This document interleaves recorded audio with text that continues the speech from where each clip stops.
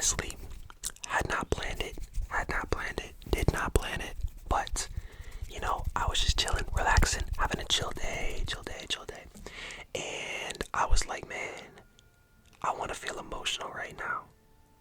I hope you do too, because we're about to read some emotional Reddit stories, just to get those tears forming in your eyes,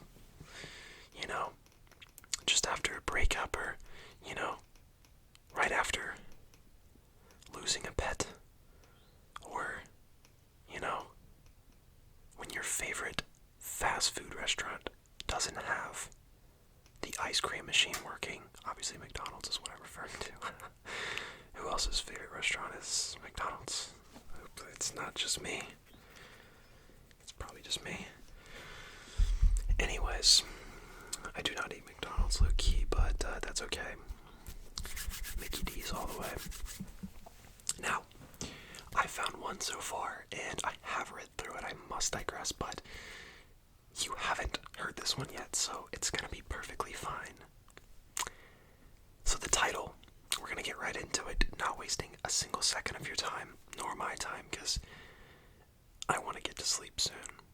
The sun, it's setting. So, anyways, this one is titled, I Knew My Son Had a Secret YouTube Channel. So I subscribed without telling him.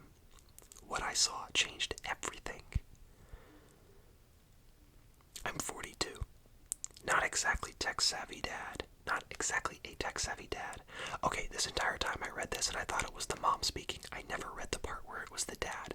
Well, I read it, but I probably didn't realize up in here in my thick skull that it was a dad and not a mom, but it really doesn't matter. The parent, nonetheless, is not very tech-savvy. There's background noise. My brother's talking. How dare he? I know what Twitch is, and I can operate Discord without setting something on fire. And I know YouTube isn't just cat videos anymore. That's true. My son's 17. He's a quiet kid. He keeps to himself. He's a great student. He's respectful, but he's always in his room. He's always in that darn room playing video games. That's not what it says. Editing stuff, talking to his screen when he thinks no one's listening.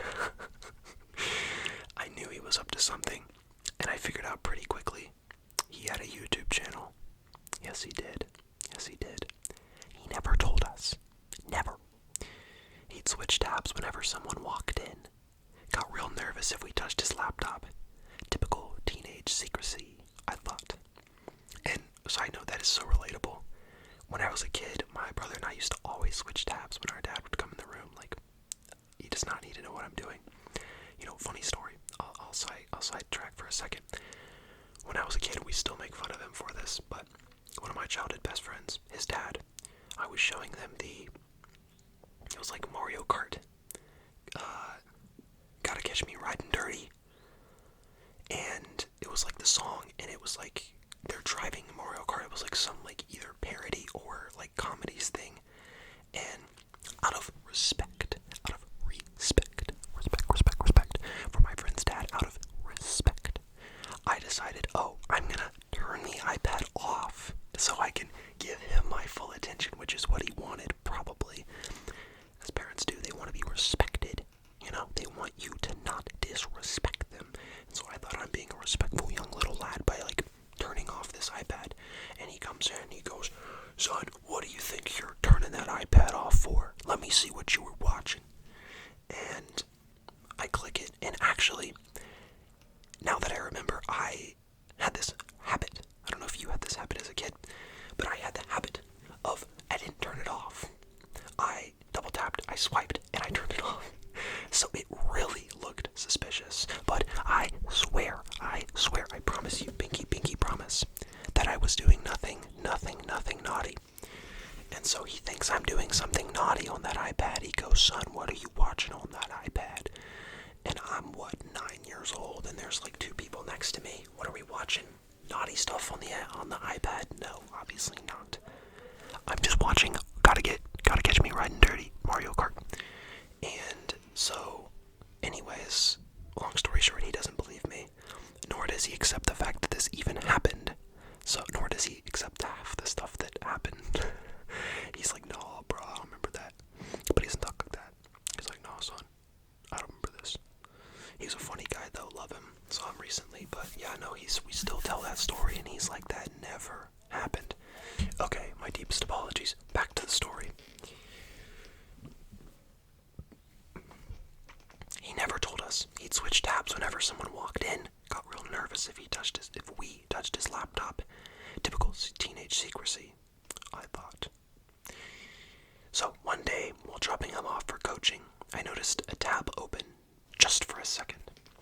The channel name, Nexus Talks. Nexus Talks. Nexus Talks. I didn't say anything. I just noted it.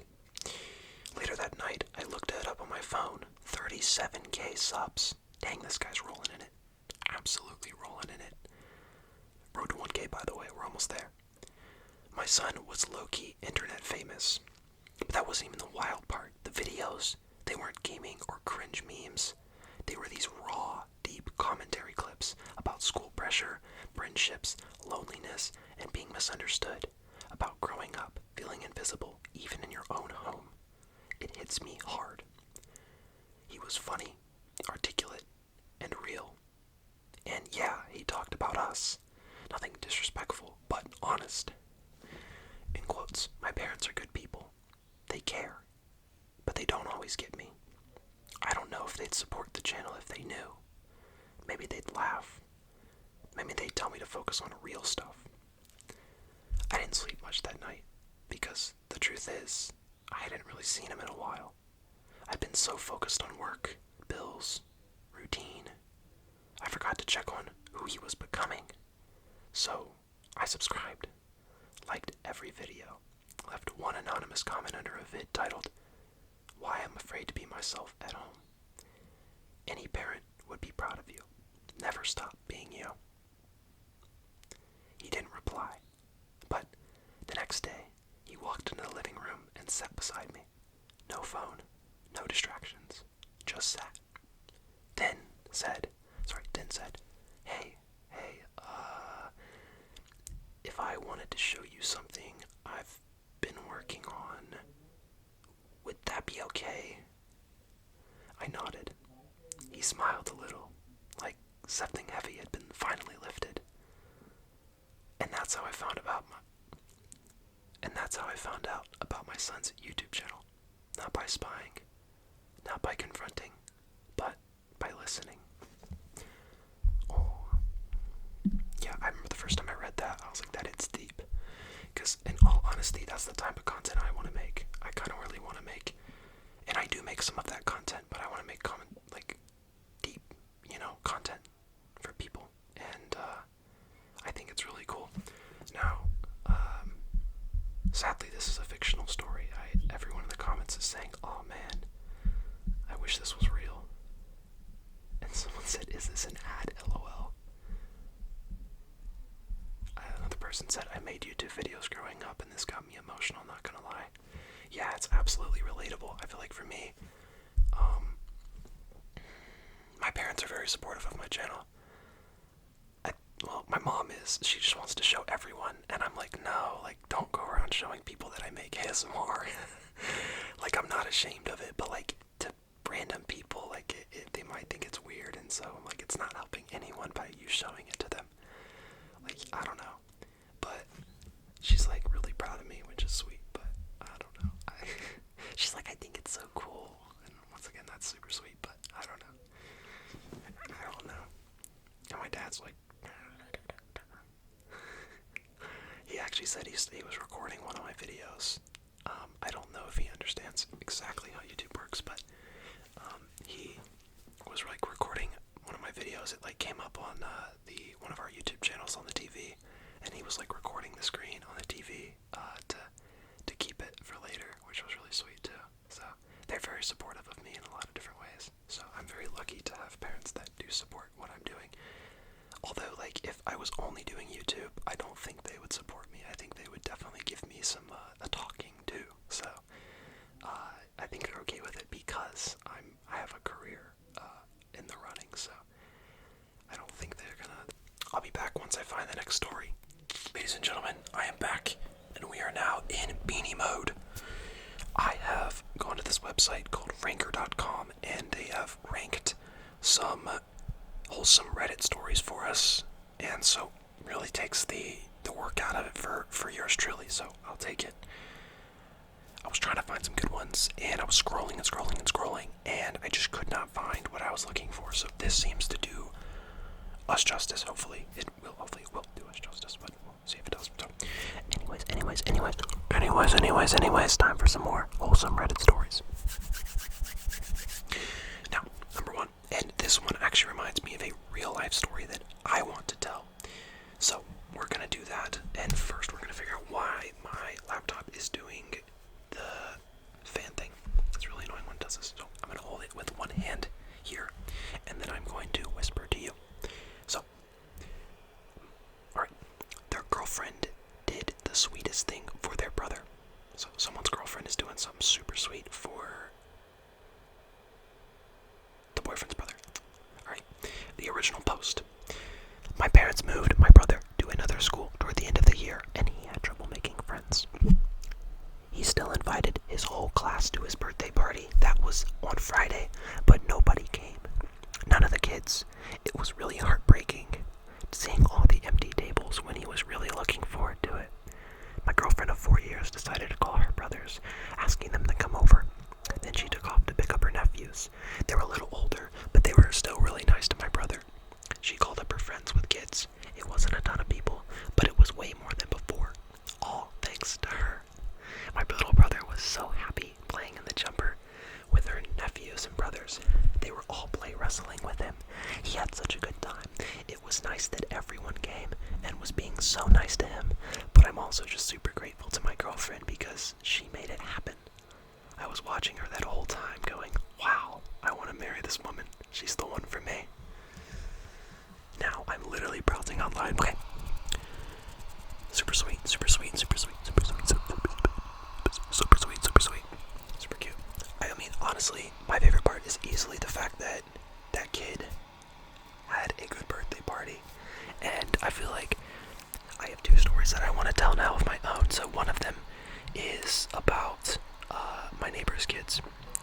I babysit some of the kids in the neighborhood, and there's a girl that lives next door to me. I babysit her and her brother, and I was picking her up from softball practice, and we were driving, and I was asking her about school and stuff and her friends, and she was telling me that there's this girl at school who always makes fun of her, but she likes this girl and she wants to be her friend.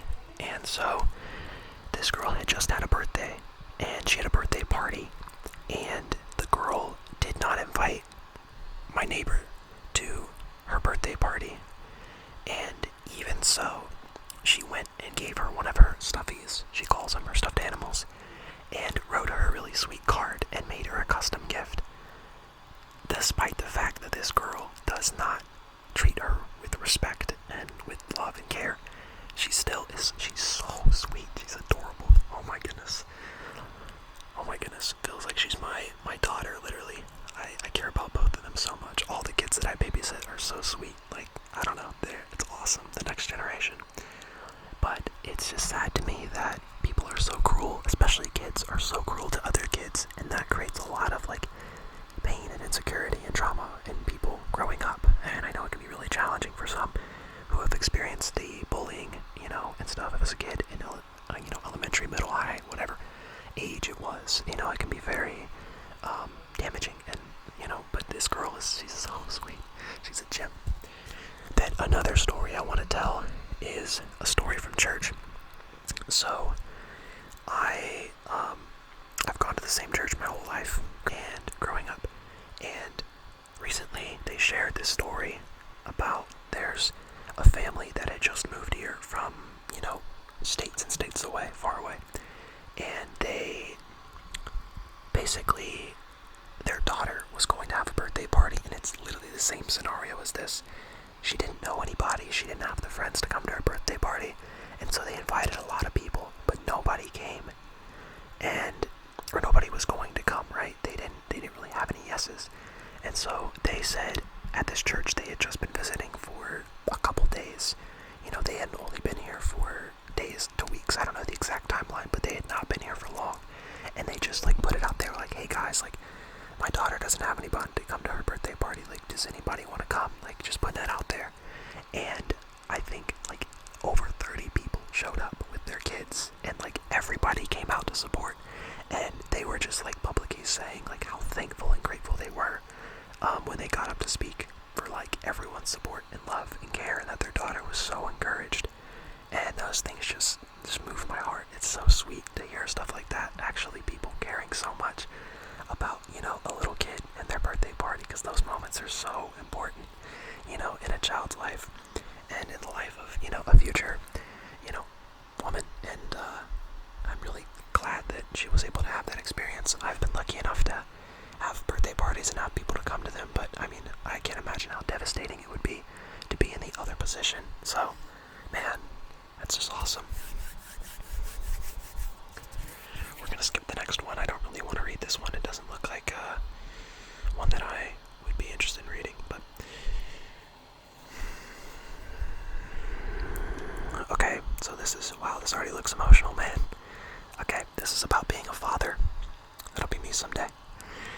So, I'm writing this because I just don't know what to do anymore. My daughter is such hard work. I feel like locking myself in the toilet and crying. She's made me cry a couple of times in her short spell on Earth. She was unplanned. My girlfriend was 30 and to my 27 at the time of conception.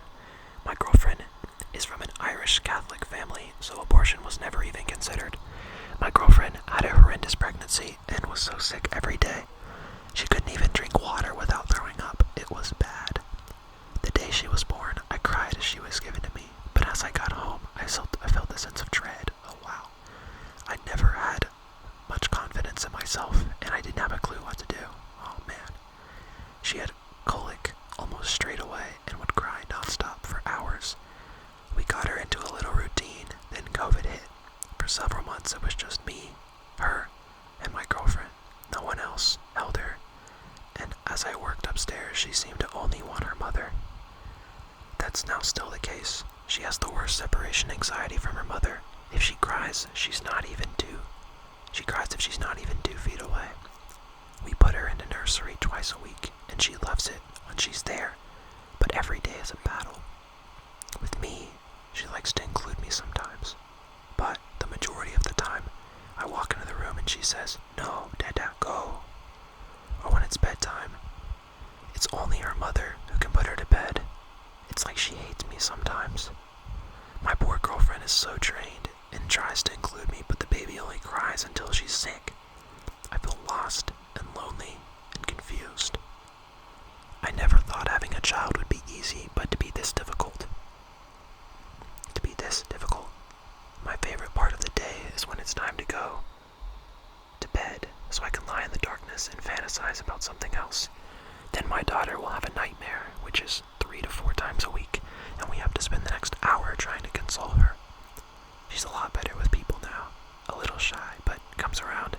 She shows no sign of autism, but some behavioral issues. But is that normal for age? Probably that is normal for age. I do love her, by the way, I really, really do, but just feel down and sad about it. I'm wishing my life away, and I don't know how to make it better. Edit. I'm overwhelmed by the responses to this, and I appreciate your kind words and advice. I'm sorry if I don't respond to you directly, but just know I've read your post and thank you for it. Now, the update. About 6 to 7 weeks ago, I wrote a post saying, "I don't enjoy being a father." I wrote it when I was upset and didn't know what I was doing. I felt lost, suicidal, and was really at the end of my tether. Your comments and kindness and advice were greatly appreciated, and I took the time to read every single one. Afterward, I said to myself, only I can change this. I looked long and hard in the mirror. What could I do to improve my relationship with my daughter? It's up to me to change. So I decided no matter what my daughter did, I wouldn't get angry. I'd listen more, and even though she isn't communicating fully, I tried to understand her better. The first week or two, were pretty much the same, hitting and screaming the house down. But I got on her level. I spoke softly to her. I didn't ask if she wanted to go see the moon. I made her come with me. If she cried, I made sure I cuddled her and spoke softly, and told her about the man in the moon, the stars, and the sky. I did this every night. Dang, that's so wholesome. Dang, bro. 4 weeks ago, everything, and I mean everything, changed. Dude, this is a good story, bro. This is fire, and this is true. I was going to the shops, and she said, "Dada shop." I was shocked. I asked if she wanted to come with me. She said yes. Her mother, she wouldn't even leave her side, was shocked as well. We went shopping together and had fun. The week after, we went to the zoo, just the two of us, and a week after to play center. I firmly believe I'm no longer daddy, a man who just lives in her house. I'm now daddy, her best friend. Her words, not mine. Wow. Protector and tickle machine. Tickle machine is great. Her demeanor had changed so much that now when I start work in the morning, I work from home. She has been getting on my knee and crying and saying, "Daddy, no work. Daddy, play." Wow, bro, this is great. She started in the big room in nursery, and my girlfriend said she was hysterical her first day. But it was me she was asking for. I cannot believe the difference in her behavior with me, and it makes me so happy. I've gone from dreading seeing her because I don't know her mood is going to be genuinely excited. I'm dreading seeing her because I don't know what her mood is, to being genuinely excited to see her so we can play together and learn together. It's taken me a while, but I am now the dad I'm going to be to her, and she is going to love me for at least until she becomes a teenager anyway. So, to all of you, your kind words and advice, I thank you. Have a great Christmas, and keep your families safe. W-Dad, W-Dad, W-Dad, W-Dad, W-Dad, W-Dad, W-Dad. W-Dad, W-Dad, W-Dad, W-Dad, W-Dad, W-Dad, W-Dad. See, look, even if you're down and out and you don't know what to do or where to go, you can always turn it around. Never give up. Always keep faith. That is a beautiful story. Absolutely fantastic. My favorite one so far. Hands down. That is so emotional and wholesome and encouraging, uplifting, and just so cool to see how things change so drastically for him. That's really awesome. I'm so happy for him. Alright, let's see. Alright, we should be reaching 30 minutes now, almost. Not quite, but we're getting there. So, we're gonna start wrapping up, I think. And maybe I'll do a part 2 if we enjoy this enough, if we like this video enough. You don't have to like the video. You can like the video, but if we are enjoying this type of content, which I'm enjoying making this is fire. Like, I love reading these stories. It's really enjoyable for me. So if you all want to see more of this, let me know down in the comments, because I could do this regularly, abso-freaking-lutely. Okay.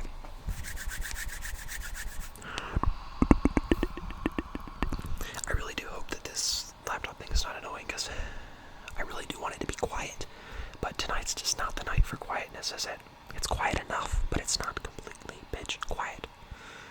If you can even say that. You know, there's pitch black, but pitch quiet. I don't know if that works, but...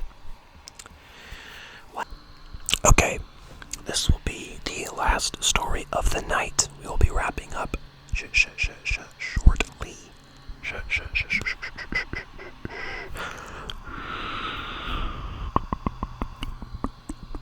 There's an ad for Tylenol on my screen. Oh no. Acetaminophen extra strength. Alright, let's get locked in. It's almost my bedtime. The sun is going down. Gotta go get a shower, but we're gonna read this last story. Number 9. Burger King foot lettuce. Sorry. Let's lock in, guys. Growing up, they were told that, was it number 9 or was it number 11? Number 10. I don't even remember. They all sound right now. All the numbers sound right. Whatever. Someone tell me what that is in psychology, if they know. Growing up, they were told crying is a weakness. This is a longer one, but we're gonna get through it. I swear. It's gotta be good since it's long, right? That's how it works. I'm a 22-year-old man raised by a very traditional single dad. Among many ideals my dad instilled into reminded me was that crying was a sign of weakness in men. So most of the time my dad would reprimand me if I came to him crying. It ranged from small things like spilling juice on my pants to being bullied at school. He said, if you're breaking down about these issues, you're never gonna make it in life. Bruh. I would hide my tears like an alcoholic would hide booze. And eventually I grew up to be a strong, silent type in school and in adulthood. If being emotional meant hurting myself or someone else, it seemed better to just not show them at all. Fast forward a few years, I have this girlfriend, Katie, that I've been seeing for a few months. Most girls were turned off by me being so reserved, but Katie had this talent for seeing that I wasn't just mean or cold to people. I was hurting. She saw that he was hurting. She treated me like a decent human, so I did my best to be a gentleman to her while still staying reserved. My dad told me it was important that a man never let his own feelings keep him from protecting and being respectful to women. I do want to go back a moment and just say that, yeah, sometimes like people being cold or mean can be a sign of them hurting inside, and so sometimes that can help us to have empathy with people that may not treat us in the right way. Most of the time they're going through something more painful than maybe you could imagine them actually being going through at the time. They just seem like a, douchebag, but, they might actually have something really, really painful, and so, having love for those people too can be hard, but people, everybody's going through something. Everybody's got their thing. Some people, it's probably harder than others, but everyone's situation is different, so it's really subjective. Anyways, about a week ago, Katie called saying her mom died in the hospital due to complications from the Rona, and asked me to come to the funeral. Her body was cremated to avoid attendees getting sick. Now, that's an interesting detail to add. Now, I never knew that what having a mom was like, so as the preacher described Katie's mom during the sermon, it sounded like everything I wished I had as a kid. Someone who was gentle and nurturing, who'd understand my feelings rather than criticize them. Someone who'd let me cry on their shoulder, like I'd done for Katie many times. It was overpowering. I felt the tears coming on, and Katie looked at me in surprise. By force of habit, I didn't dare let myself cry. I took a deep breath, swallowed the lump in my throat, and just gave Katie another hug. After the service, I drove Katie home.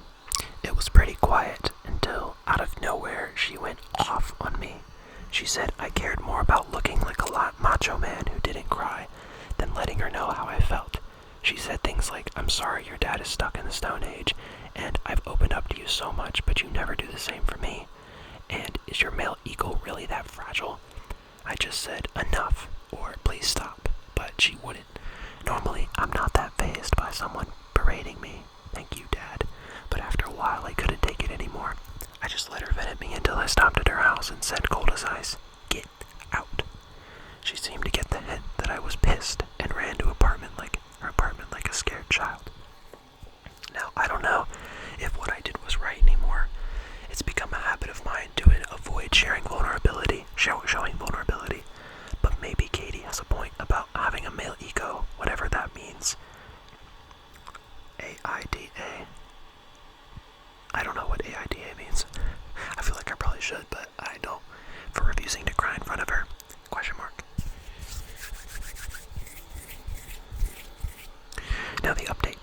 Thank you all very much for your feedback on the original post. There was a variety of perspectives on this, but the general consensus seems to be that while I'm NTA, what is NDA, bruh? What is AITA and NDA? Bruh, don't know. It is bad for our relationship if I keep bottling up. You're right. It's not fair to me or Katie if she's looking for someone to relate to, and if I refuse to give that to her, especially not when she's grieving. And I refuse to give that to her, especially not when she's grieving. Also, thank you for being sympathetic with Katie's plight.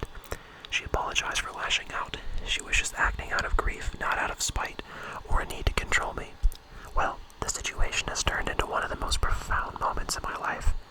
As we were making amends, Katie gave me a copy of her mom's funeral on video. We both watched it together, and this time, I found the courage to cry for the first time in 7.5 years. Hearing everyone describe Katie's mom had tapped into my inner child, the sad, lonely little boy longing for the warmth and affection that he didn't get from his only parent. Katie, despite her own showed me nothing but kindness throughout my mental breakdown. All this time, I'd been seeing my own feelings as being invalid compared to hers. Katie just said, "My mom always made me feel safe whenever I was sad. Now I want to do the same for you." Bless her heart. Now, our relationship is stronger than ever. We're both looking at each other, but also seeking our own means of support to avoid being too dependent.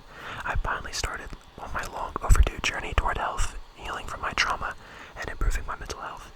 I never would have reached this milestone if it weren't for the people of Reddit. I started from having no other outlet to having more options toward bettering myself than ever. Thank you all very much. Very good, very good, very good, very good, very good, very good. That's sweet. That's sweet, that's sweet, that's sweet, that's sweet, that's sweet. I think the biggest lesson to learn from this is that even if someone's hurt you in the past, or even if someone failed you, it doesn't mean that everyone is going to fail you. There are people out there that can carry you and help you and hold you. And even if you've been through things and it seems like that's impossible, I'm just waiting for someone to show you that that's not the case, and that people can be what you truly long for. You know, not perfection, and we can't always have expectations. It's better to, you know, tailor the withhold the expectations sometimes, but truly, you know, many people have proved to me that the way that I thought things would go is not always the case, you know?